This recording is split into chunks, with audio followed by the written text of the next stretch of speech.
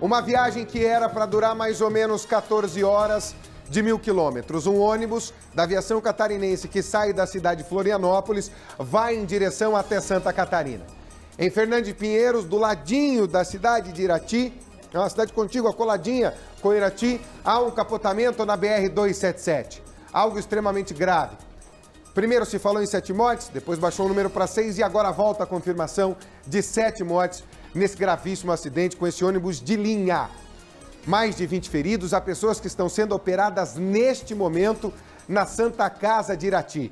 Um acidente que acontece por volta da 1h50 da manhã. 55 passageiros dentro do ônibus, ou seja, as pessoas, grande parte delas, dormindo na hora em que esse gravíssimo acidente acontece. Onde? Numa reta, por incrível que possa parecer. E qual é a suspeita?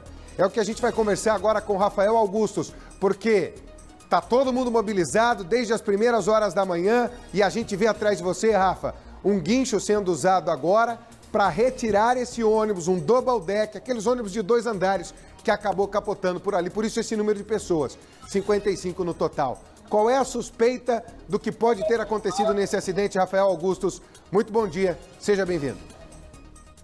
Iva, bom dia para você, bom dia a todos. Pois é, a suspeita, e nós inclusive entrevistamos um dos passageiros, que ele contou, né, que era por volta da 1h50, a pista estava escorregadinha, mas que ele conversou logo depois com o motorista, e o motorista relatou para ele que estava bastante cansado e que realmente teria cochilado ao volante. Nesse momento aqui atrás de mim, ó, você vê as imagens, o caminhão guincho não está conseguindo retirar totalmente o ônibus. Então eles amarraram o caminhão guincho até o caminhão do Corpo de Bombeiros para ajudar na retirada desse ônibus. Agora há pouco foram retirados outros 4 corpos, no total aí 7 pessoas perderam a vida. São 54 passageiros que estavam nesse ônibus, mais o motorista. Tinha apenas um motorista. Segundo informações dos passageiros, esse ônibus ele parou em Balneário Camboriú. Até Balneário Camboriú tinha 2 motoristas, mas depois de Balneário Camboriú, que ele ia sentido Foz do Iguaçu, ele estava apenas com um dos motoristas. Nós conversamos com o delegado da Polícia Civil, que estava aqui no local. Ele disse que já estava junto desse motorista, agora ele será ouvido, dar o seu depoimento aí à polícia para ser investigado esse caso. A gente lembra que todos esses passageiros, 26 conseguiram sair ilesos. Inclusive nós conversamos e vamos trazer daqui a pouco aqui no Balanço Geral um relato desse passageiro que inclusive estava com algumas escoriações, bem sujo, que ele disse que teve que se arrastar, quebraram o vidro do ônibus e tiveram que se arrastar na mata para sair do local e pedir ajuda. 26 saíram ilesos, porém outros 22 passageiros, eles tiveram que ser encaminhados para serviços de atendimento aqui da região, principalmente da cidade de Irati. Desses 4 passageiros tiveram que passar por cirurgia e um deles está em estado grave, internado na UTI.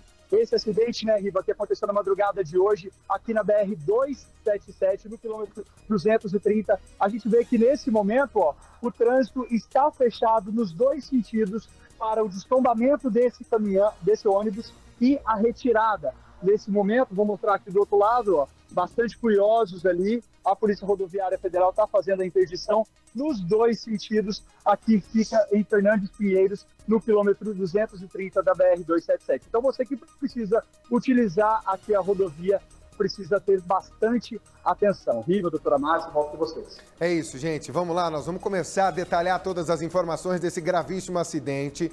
Vamos ouvir uma das socorristas que estava no local e diz pra gente como foi a remoção das pessoas e também dos corpos ali, a constatação de 7 mortes, um gravíssimo acidente. Vamos ouvir.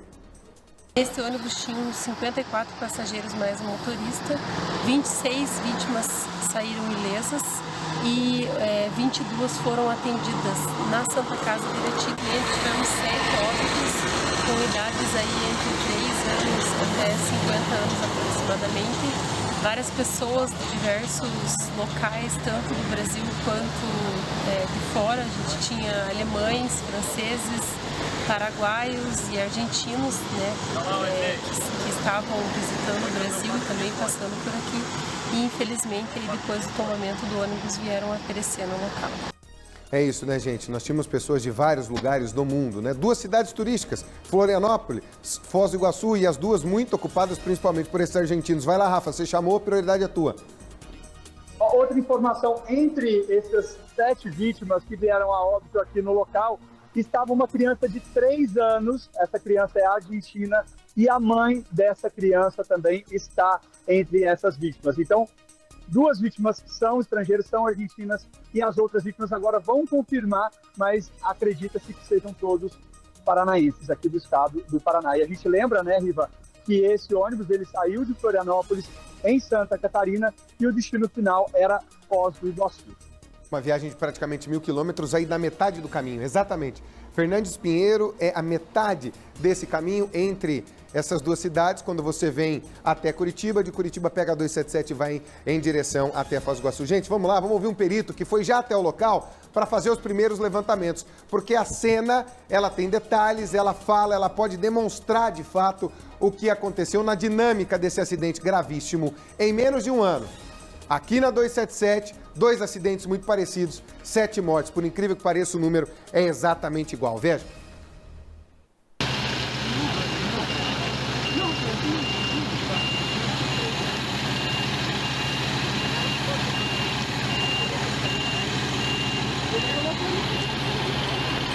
Olha lá, a perícia já no local, né? Fazendo todo esse levantamento. Agora, doutora Márcia, enquanto o Rafael ia falando, nós fomos levantando questões aqui que são importantes e ninguém aqui está especulando. Nós estamos falando de questões importantes. 1, a cada 6 horas, dependendo do tamanho da viagem, o motorista tem que ser trocado. Não precisa ter 2 no ônibus, mas é preciso que tenha um ponto de parada que se troque. Tem que ser substituído. Se não me falha a memória, são 450 quilômetros ou 6 horas. O que atingir primeiro? Doutora, ele já estava no meio do caminho, de Balneário Camboriú até lá, já ia dar mais da metade do caminho e, segundo informação do Rafael, ele alega cansaço. E a gente tem visto com muita frequência acidentes derivados disso, hein, doutora? Sim, quando se pensa em acidente automobilístico, a gente pensa em 3 fatores relevantes. Um fator relevante é as condições da estrada. Você vê que isso é uma estrada simples, mas uma estrada em bom estado e em linha reta, né? Você pensa em condições do veículo. O veículo está com a manutenção em dia, o funcionamento dele está ok. E também se pensa no condutor. Peça importante que já falou, embora de maneira informal, né? Que estaria cansado e possivelmente tenha cochilado. Então tenha sido a peça predominante, né, na existência desse acidente. E realmente, essa substituição já teria que ter sido feita? Teria em algum momento essa troca ter sido realizada? Tem que ser pensado nisso, né? Tem que ver. Se ele pega a boleia ali do ônibus em Balneário Camboriú, ele poderia ir até um pouco mais à frente, até Guarapuava, para fazer essa substituição? Dá mais ou menos o tempo para isso? Mais ou menos assim seria. Até que ponto foi? A gente tem que analisar tudo isso. Nós estamos falando de um acidente gravíssimo que termina com a morte de 7 pessoas. E, gente, não tem outro jeito. Há responsabilidades. Há apurações que precisam ser feitas, há de se compreender esse acidente e apontar o que houve. Vamos falar com o perito agora? Agora sim, vem aí a entrevista que ele deu pra gente. Vamos ouvir. Os corpos, todos estão indo para Ponta Grossa, né? E a liberação vai ser feita por lá. Se eventualmente tiver alguma vítima que não seja do Brasil, né, a gente daí vai trasladar esse corpo para fazer a identificação lá em Curitiba. Depois do destombamento, quantos corpos foram localizados debaixo do ônibus? Mais quatro cadáveres, né? 3 masculino e 1 feminino. Crianças entre eles? Um desses 4 agora não. Né? O que foram retirados mais cedo tinha uma criança, infelizmente. Bom, essa é a informação, gente. Mais um gravíssimo acidente na BR-277 com 7 pessoas mortas. Há uma pessoa sendo operada nesse momento em estado grave. Rafael, a primeira informação que a gente teve era que 4 pessoas já estariam na Santa Casa sendo operadas. Qual é a informação que você tem agora dessas pessoas que estão sendo socorridas? O que é que a gente pode afirmar sobre elas? Riva, algumas delas, a informação que a gente tem é que 5 pessoas que estavam na Santa Casa de Irati, elas já saíram do hospital, passam bem, mas as informações permanecem aquelas, né?